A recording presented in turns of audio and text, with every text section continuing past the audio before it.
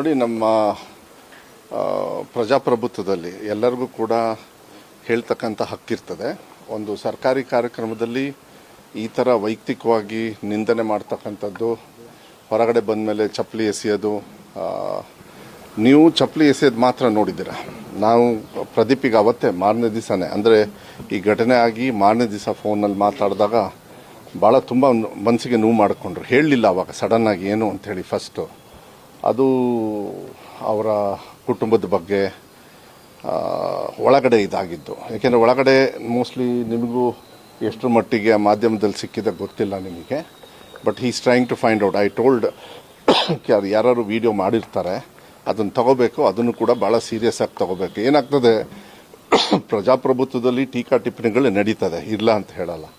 But ಹೋಗಿ ತಾಯಿಯವ್ರ ಬಗ್ಗೆ ಮತ್ತು ಅವ್ರ ಕುಟುಂಬದ ಬಗ್ಗೆ ಅದನ್ನೆಲ್ಲ ಪಾಪ ನಿನ್ನೆ ಭಾಳ ಕಣ್ಣೀರು ಹಾಕ್ಕೊಂಡು ಭಾಳ ದುಃಖ ಮಾಡಿಕೊಂಡು ಮನಸ್ಸಿಗೆ ಭಾಳ ನೋವು ಮಾಡ್ಕೊಂಡಿದ್ರು. ಅಂದರೆ ಒಂಥರ ಈಗ ಏನಾಗ್ತದೆ, ಅವ್ರಿಗೂ ಸ್ವಲ್ಪ ಹುಮ್ಮಸ್ಸು, ಅವರಿಗೆ ಆ ಯಂಗ್ ಬ್ಲಡ್ ಅಂತ ಏನು ಹೇಳ್ತೀರಾ ಅದಿದೆ. ಅದು ಫಸ್ಟ್ ಅವ್ರ ಕ್ಯಾರೆಕ್ಟರ್ ಕೂಡ ಹಾಗೆ ಇದೆ, ಇಲ್ಲ ಅಂತ ಹೇಳಲ್ಲ.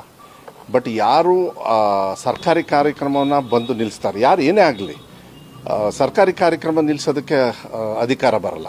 ಯಾರು ನಿಲ್ಲಿಸಿದವರು ಅಂಥೇಳಿ ಮತ್ತೆ ತೊಗೊಂಡ್ರೆ ಮತ್ತೆ ನಾನು ಜಾತಿ ಮಾಡ್ದಂಗೆ ಆಗ್ಬಿಡುತ್ತೆ. ನಾನು ಅದನ್ನ ಹೇಳೋದಕ್ಕೆ ಹೋಗೋದಿಲ್ಲ. ಆದರೆ ಒಳಗಡೆ ಹೋಗಿ ಆಮೇಲೆ ನಾವು ನಿನ್ನೆನೂ ತಿಳ್ಕೊಂಡ್ವಿ. ಅಲ್ಲಿ ಏನಾಗಿದೆ, ಇನ್ನೊಂದು ವಿಚಾರ, ಇಲ್ಲಿ ಹತ್ತಿರ ಇದೆ ಚಿಕ್ಕಬಳ್ಳಾಪುರ ಅಂಥೇಳಿ ಎಲ್ಲ ಪೊಲೀಸ್ ಫೋರ್ಸ್ನು ಕೂಡ ಈ ಕಡೆ ತೊಗೊಂಡ್ಬಿಟ್ಟಿದ್ದಾರೆ. ಒಳಗಡೆ ಪೊಲೀಸ್ ಫೋರ್ಸ್ ಭಾಳ ಕಮ್ಮಿ ಇದೆ, ಹೊರಗಡೆಗೆ ಆಮೇಲೆ ಅಕ್ಯುಮುಲೇಟ್ ಮಾಡಿದ್ದಾರೆ. ಚಪ್ಪಲಿ ಎಸ್ದಾಗ ಪ್ರದೀಪ್ ಈಶ್ವರಿಗೆಲ್ಲ ಪೊಲೀಸ್ ಅವ್ರ ತಲೆ ಮೇಲೆ ಬಿದ್ದಿದೆ, ಅದು ಪೊಲೀಸ್ ಅವ್ರಿಗೆ ಬಿದ್ದಿದೆ. ಅದಾದಮೇಲೆ ಅವರು ಸ್ವಲ್ಪ ಆ್ಯಂಗರ್ ಆಗಿ ಸ್ವಲ್ಪ ಎಲ್ಲ ತೊಗೊಂಡು ಇದೆಲ್ಲ ಮಾಡಿ ನಿನ್ನೆ ಸನ್ಮಾನ್ಯ ಸಿದ್ದರಾಮಯ್ಯ ಸಾಹೇಬರು ಪ್ರಿಯಾಂಕ್ ಖಾರ್ಗೆ ಅವ್ರಿಗೂ ಫೋನ್ ಮಾಡಿದರು, ಮತ್ತು DG ಅವ್ರಿಗೂ ಮಾಡಿ ನೋಡಿ ಇದೆಲ್ಲದು ತಪ್ಪಾಗ್ತದೆ. ಯಾಕೆಂದರೆ ಇದು ಎಲ್ಲರಿಗೂ ಹೇಳ್ತಕ್ಕಂಥ ಹಕ್ಕುಗಳು ಬರ್ತದೆ. ಆದರೆ ಕೆಟ್ಟ ಮಾತುಗಳನ್ನು, ಕೆಟ್ಟ ಪದಗಳನ್ನು ಹೆತ್ತ ತಂದೆ ತಾಯಿಯವ್ರಿಗೆ ಹೇಳ್ತಕ್ಕಂಥದ್ದು ಇದೆಯಲ್ಲ, ಅದನ್ನು ನಾವು ಯಾವುದೇ ಕಾರಣಕ್ಕೂ ಸಹಿಸಬಾರ್ದು. ನಾವು ಮತ್ತೆ ಪ್ರದೀಪ್ಗೂ ಹೇಳಿದೆ, ಇವೆಲ್ಲ ರಾಜಕಾರಣದೊಳಗೆ ಇರ್ತದೆ. ಈಗ ನನಗೂ ಟೀಕಾ ಟಿಪ್ಪಣಿ ಮಾಡಿದ್ರಪ್ಪ, ಹೇರ್ ಸ್ಟೈಲು ಅವು ಇವು ಅಂತ. ಏನೋ ಅತ್ಲಾಗ ನಡೀತವೆ, ಏನು ತೊಂದರೆ ಏನಿಲ್ಲ. ಕನ್ನಡದ ಬಗ್ಗೆ ಮಾತಾಡ್ತಾರೆ, ಇನ್ನೊಂದು ಸುಡ್ಗಾಡು ಮಾತಾಡ್ತಾರೆ, ಮಾಡ್ಕೊಳ್ಳಿ. ಬಟ್ ವೈಯಕ್ತಿಕವಾಗಿ ಇಷ್ಟೊಂದು ಕೀಳ್ಮಟ್ಟದ ಒಂದು ಹೊಟ್ಟೆ ಕಿಚ್ಚಿಗೆ ಮಾಡ್ತಕ್ಕಂಥದ್ದು ಆವಾಗ ಏನಾಗಿದೆ ಪಾಪ ಅವ್ರಿಗೂ ಹೊರಗಡೆ. ಆಮೇಲೆ ಇದ್ರ ಬಗ್ಗೆ ಏನು ಜಾತಿ ಬಗ್ಗೆ ಹೇಳಿದ್ದಾರೆ. ನೋಡಿ, ನಮ್ಮ ದೇಶದೊಳಗೆ ಜಾತಿ ಬಗ್ಗೆ ಯಾವನಾರು ತಗೊಂಡು ಬಂದರೆ ಫಸ್ಟು ಅವ್ರನ್ನ ನಾನು ಹೇಳ್ತಾ ಇದ್ದೀನಿ, ಹಾಗೆ ಬಿಡಬಾರ್ದು. ಕಠಿಣವಾಗಿರ್ತಕ್ಕಂಥ ಒಂದು ಶಿಕ್ಷೆಯನ್ನು ಕೊಡಬೇಕಾಗ್ತದೆ.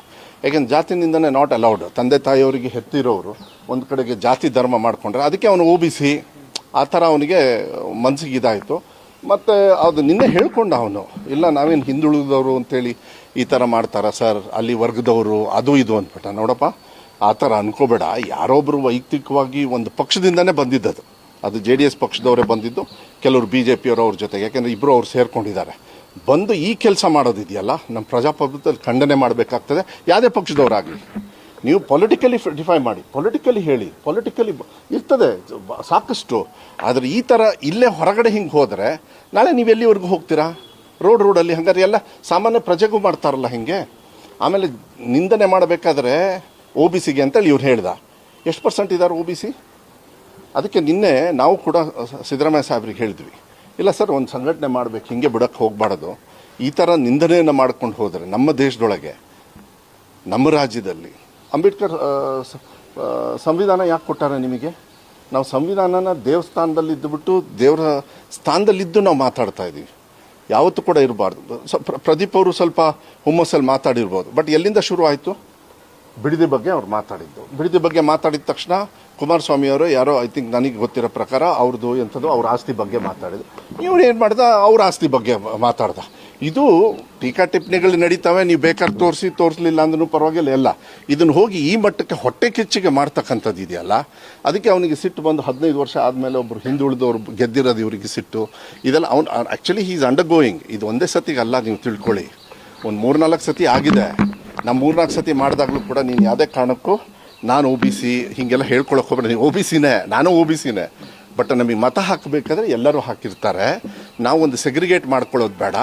ನಾವೆಲ್ಲರೂ ತೊಗೊಂಡು ಹೋಗ್ತಕ್ಕಂಥ ಮನೋಭಾವನೆ ಇಟ್ಕೊಳ್ಳೋಣ. ಅಲ್ಲಿ ಬರೋರು ವಿಕೃತ ಮನಸ್ಸಲ್ಲಿ ಇರ್ತಾರೆ ಹೊರತು ನಿಮ್ಮನ್ನು ಟಾಂಟ್ ಮಾಡೋಕ್ಕೆ ಬರ್ತಾರೆ ಹೊರತು ಅದಕ್ಕೆ ನೀವು ಟಾಂಟ್ ಆಗೋದು ಬೇಡ. ಎಲ್ಲರೂ ಕೂಡ ನಿಮಗೆ ಯಾರು ನಮ್ಮ ದೇಶದ ಪ್ರಜಾಪ್ರಭುತ್ವದಲ್ಲಿ ನಂಬಿಕೆ ಇದೆ ನಿಮಗೆ ಆಶೀರ್ವಾದ ಮಾಡಿರ್ತಾರೆ ಅಂಥೇಳಿ ನಿನ್ನೆ ಸಿದ್ದರಾಮಯ್ಯ ಸಾಹೇಬರು. ಅದಕ್ಕೆ ನಾನು ಹೋದೆ ನಿನ್ನೆ. ನಾನು ಯತೀಂದ್ರ ಅವರು ಎಲ್ಲ ಮಾತಾಡ್ಕೊಂಡಿದ್ವಿ, ರವಿ ಬೋಸರಾಜ್ ಅವರಿದ್ದರು, ಆಮೇಲೆ ಎಲ್ಲ ಪಾಪ ಇವರೆಲ್ಲ ಬಂದರು, ಯಾರು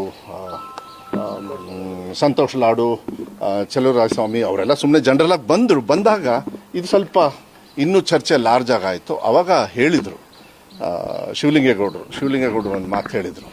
ಅವರು ಅಷ್ಟೇ, ನನಗೂ ಕಣ್ಣಲ್ಲಿ ನೀರು ಬರ್ಸ್ಬಿಟ್ರು ವಿಧಾನಸೌಧದೊಳಗೆ. ನಾನು ಬಾಯಿ ಬಿಟ್ಟು ಏನೇನೋ ಮಾತಾಡಿದೆ, ನಾನು ಇಲ್ಲ, ಅದಕ್ಕೂ ಕ್ಷಮೆ ಕೇಳೋಣ ಬೇಕಾದರೆ. ಬಟ್ ಎಲ್ಲಿಗೆ ಹೋಗ್ತಾ ಇದೆ ನಮ್ಮ ಪ್ರಜಾಪ್ರಭುತ್ವ? ಎಲ್ಲಿಗೆ ಹೋಗ್ತಾ ಇದೆ? ಆಯಿತು, ಈವನ್ ಪ್ರದೀಪ್ ಈಶ್ವರು ತಪ್ಪು ಮಾಡಿದ್ದಾರೆ, ಕೇಸ್ ಹಾಕಿ, ಬೇಡ ಅನ್ನಲ್ಲ.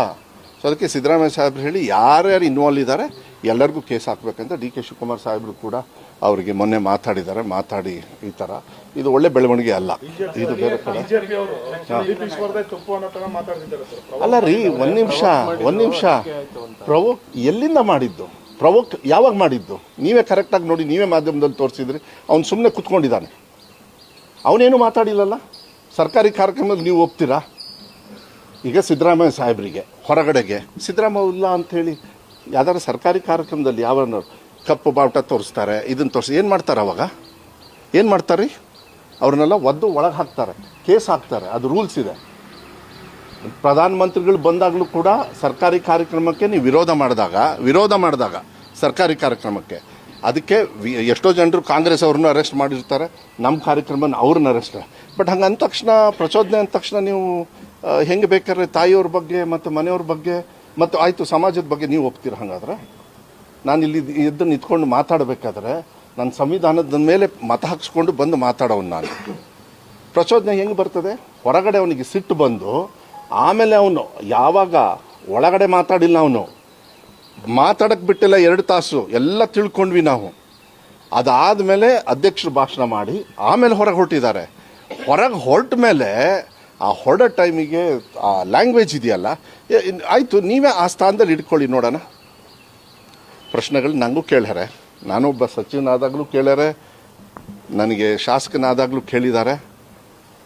ಅವನು ಒಬ್ಬ ಚಿಕ್ಕ ಹುಡುಗ ಏನೋ ಒಂದು ಬೆಳೆದಿದ್ದಾನೆ. ಬೆಳಿಬೇಕಾದ್ರೆ ಅವ್ರನ್ನ ನಾವು ಸಪೋರ್ಟ್ ಮಾಡಬೇಕು. ನಾನು ಅದಕ್ಕೆ ಮಾಡಿದ ತಕ್ಷಣ ನಾನು ಹೇಳಿದೆ, ಇಲ್ಲ ಪ್ರದೀಪ್ ನೀವು ಯಾಕೆ ಈ ಥರ ಮಾತಾಡಿದ್ರಿ ಅಂತ ಹೇಳಿ. ಹೊರಗಡೆ ಬಂದ ಮೇಲೆ ಮೀಸೆ ತಿರುವುದು ಇದೆಲ್ಲ ಮಾಡಿದಾಗ, ಇಲ್ಲ ಮಧುವಣ್ಣ ನಾವು ಹಿಂಗೆ ಮಾಡಿದ್ರೆ ನಾವು ಏನು ಮಾಡಬೇಕು? ಆವಾಗ ಅವನು ಹಂಚ್ಕೊಂಡ, ಇಲ್ಲ ನೀನು ಸಿದ್ದರಾಮಯ್ಯ ಸಾಹೇಬರಿಗೆ, ಡಿ ಕೆ ಶಿವಕುಮಾರ್ ಸಾಹೇಬರಿಗೆ ಹೇಳು ಏನಾಯಿತು ಅಂತ ಹೇಳಿ. ಯಾಕೆಂದರೆ ಒಳಗಡೆ ಆಗಿದ್ದು ಗೊತ್ತಾಗಿಲ್ಲ. ಯಾರು ಒಪ್ತೀರಾ ನೀವು ಹೇಳಿ ನೋಡೋಣ. ಏನು ಒಂದು ನಿಮಿಷ, BJP ಅವ್ರು ಹೇಳ್ತಾರೆ ಅಂದ ತಕ್ಷಣ ನಂಬಕ್ಕಾಗತ್ತಾ? ಅವ್ರದ್ದು ಹಿಸ್ಟ್ರಿ ತೆಗಿಯೋಣ, ಮಂಗಳೂರು ಭಾಗದ ಹಿಸ್ಟ್ರಿ ತೆಗಿಯೋಣ ಅವ್ರದ್ದು.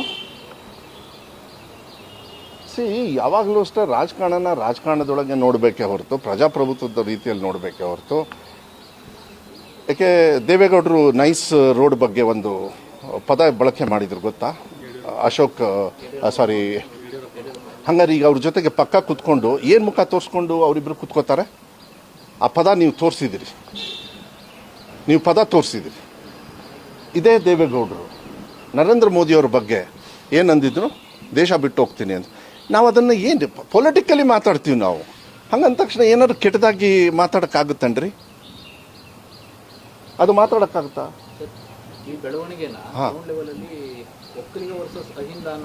ಇಲ್ಲ ನೋಡಿ, ಒಂದು ನಿಮಿಷ ಇದೆಯಾ? ಇದನ್ನು ಅವರು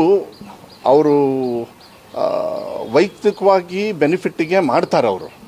ಆದರೆ ನಮ್ಮ ಪಕ್ಷದೊಳಗೆ ನಾವು ಸಂವಿಧಾನವನ್ನು ಪ್ರತಿಪಾದಿಸಿ ಸಂವಿಧಾನವನ್ನು ನಂಬ್ಕೊಂಡು ಬಂದಿರೋರು. ಇದು ಯಾರೇ ವಿರುದ್ಧ ಯಾರೇ ಇಲ್ಲ. ಹಾಗಾದ್ರೆ OBC ಅವರು ಸಂಘಟನೆ ಮಾಡಬೇಡಿ ಅಂತ ನೀವು ಹೇಳ್ತೀರಾ? ಈಗ ನಾವು OBC ಪ್ರದೀಪ್ ಅವರು, ನಾನು ಒಬ್ಬ OBC ಅವನು. ಅವ್ನು ಮದೋಣ ನಾನು ಏನು ಮಾಡಬೇಕು ಅಂಥೇಳಿ ಕಣ್ಣಲ್ಲಿ ನೀರು ಹಾಕಿದಾಗ ನಾನು ಫಸ್ಟ್ ಹೇಳಿದ್ದು, ಬಿಡಪ್ಪ ನೋಡಪ್ಪ, ಉತ್ತರ ನಮಗೆಲ್ಲರಿಗೂ ಹಿರಿಯರಿದ್ದಾರೆ, ಸಿದ್ದರಾಮಯ್ಯ ಸಾಹೇಬ್ರ ಹತ್ರ ಹೋಗೋಣ, ನಾಳೆ ನೀ ಫಸ್ಟ್ ಬಾ ನೀನು. ಇಲ್ಲ ನಾನು ಎಲ್ಲ ಔಟ್ ಆಫ್ ಸ್ಟೇಷನ್ ಹೋಗೋದಿದ್ದ, ನೀ ಕ್ಯಾನ್ಸಲ್ ಮಾಡು ಒಂದೇ ಫ್ಲೈಟ್ನ, ನೀ ಕ್ಯಾನ್ಸಲ್ ಮಾಡು, ಫಸ್ಟ್ ಅಲ್ಲಿ ಬರಬೇಕು ಅಂತ. ಬಂದ ತಕ್ಷಣ ಏನಾಯಿತು, ಮೊನ್ನೆನೂ ಮಾತಾಡಿದ್ದಾರೆ. ಬಟ್ ಅವನಿಗೆ ದುಃಖ ತಡೆಯೋಕ್ಕಾಗಲಿಲ್ಲ. ಅವನಿಗೆ ಸ್ಟಾರ್ಟಿಂಗಲ್ಲೇ ಫ್ಯಾಮಿಲಿ ಬಗ್ಗೆ ಮಾತಾಡ್ಕೊಂಡ್ಬಿಟ್ಟ. ಅವನು ಏನೋ ಕಷ್ಟಪಟ್ಟು ಬಂದಿದ್ದಾನೆ, ಏನೋ ಹ್ಯೂಬ್ಲೊಟ್ ಎಂಥದ್ದು ವಾಚ್ ಬಗ್ಗೆ ಸಿದ್ದರಾಮಯ್ಯವ್ರ ಬಗ್ಗೆ ಮಾತಾಡಿದ್ರು, ಹಾಗೆ ಕುಮಾರಸ್ವಾಮಿಯವ್ರ ಬಗ್ಗೆ ಮಾತಾಡಿದ್ರು. ಬೇಡ ಅಂದರೆ ಬಡಿ, ಉತ್ತರ ಕೊಡೋಕ್ಕೆ ಇಷ್ಟ ಇಲ್ಲ ಅಂದರೆ ಅದಕ್ಕೆ ಜನರನ್ನು ಕಳಿಸಿ